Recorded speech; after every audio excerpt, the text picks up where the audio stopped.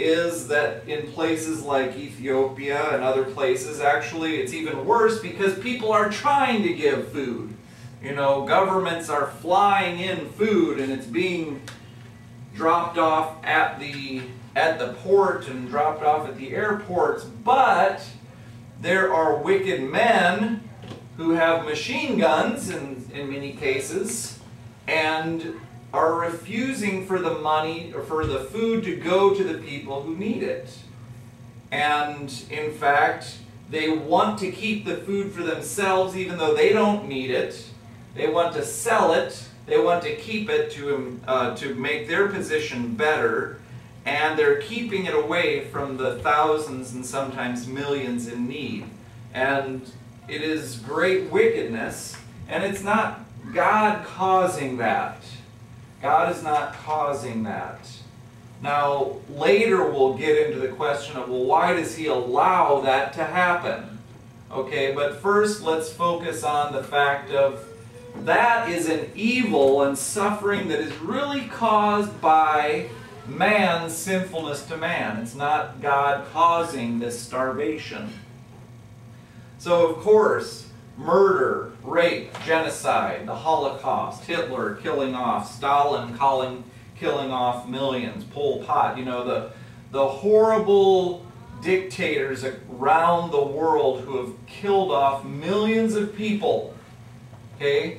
That is an example, again, of men being evil to men. Okay? It is not God causing it, but it is horrendous evil. But again, the question would be, well, why does God allow that? Well, we'll get to that next, but let's not confuse that with God causing it. God is not causing that evil. He allows that partially because of this free will thing that we talked about, okay? But we'll talk more about things. So the next one is a little bit, you know, not people caused. So there's natural disasters. So for instance, Katrina. We just had the big earthquake in Haiti. We had earthquakes recently this year around the world that caused a lot of people to die and to suffer. So partially that fell out, those kinds of suffering again came in because of sin that entered the world. So the kinds of hurricanes, earthquakes, those things didn't exist in the original creation. But as sin came into the world, then the Bible says that the whole world is groaning and waiting to be redeemed. And some of the groanings and sufferings and the defects and pains come back to sin.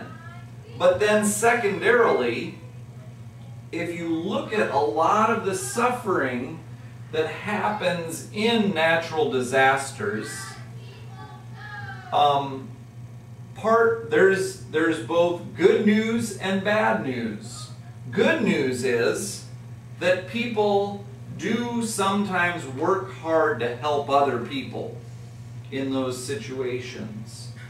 Bad news is sometimes people are warned about bad things happening and they choose not to heed the warning. So for instance, with Katrina, people were warned 3 days in advance of the storm to get out because there's a bad hurricane coming.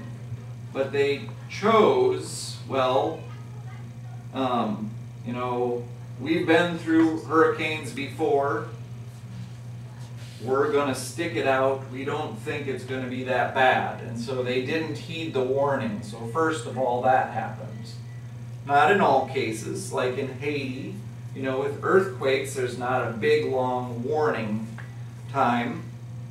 But there's cases where then people choose not to help. And if you look actually in earthquakes, the main cause of death in earthquakes, do you know what it is? Dumb building structures? Yeah. building structures that were knowingly created very poorly. Why? Money. It's all about money. So it's about people, when they were building, chose that they wanted more money rather than taking care of and being safe to other people. So you look at any natural disaster area. We were just watching a special. I just went with Micaiah the other day to the Fernbank Museum, you know, and they had this show on earthquakes and bad storms and stuff like that. And this is, of course, from a totally secular perspective, non-Christian. And their statement about earthquakes, and they were showing in Turkey, where there's a large fault that runs, and there's a lot of bad earthquakes that have happened there. And in this town of, I can't remember. Yeah, Izlet, or I don't know, something. It's near Istanbul. Istanbul hasn't gotten hit yet with the big one, but it's like next primed. But anyhow, so this little city, well, it wasn't that little. There was millions of people and who lived there, and an earthquake hit, and they, you know, took overhead flying, and you see these older buildings, and they're standing strong. There's old mosques, old houses, old, you know, high-rises, and they're standing just fine. And all of the newer ones, they look like just a pile of rubble, hardly anything there.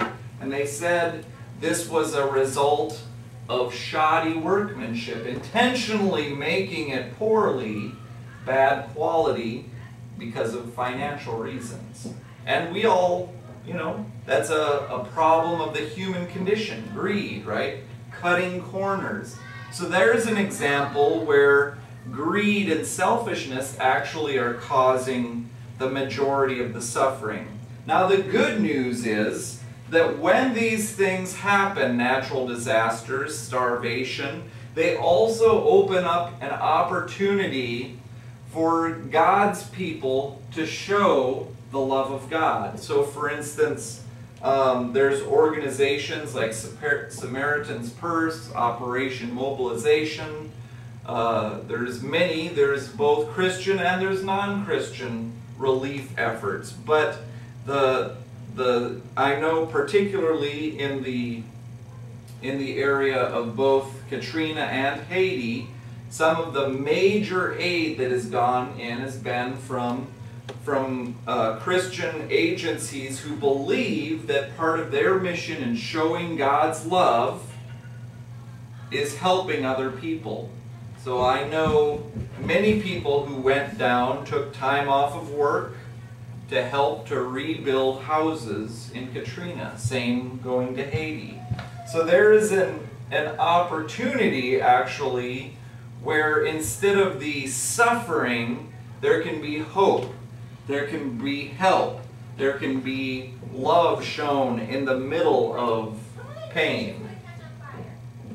So again, the next one, birth defects. That would be one, you know, but why did God allow my brother, my sister, or this person to be born with these horrible pains? So the issue of birth defects, and some of these often they become very personal issues. So birth defects, again, as sin came into the world, part of that decay and corruption led to birth defects. Now, they're mostly the results of that sin and the decay that goes with it, but there's also there's a good degree of birth defects that are caused by man's selfishness and wickedness. So sometimes, for instance, there's things like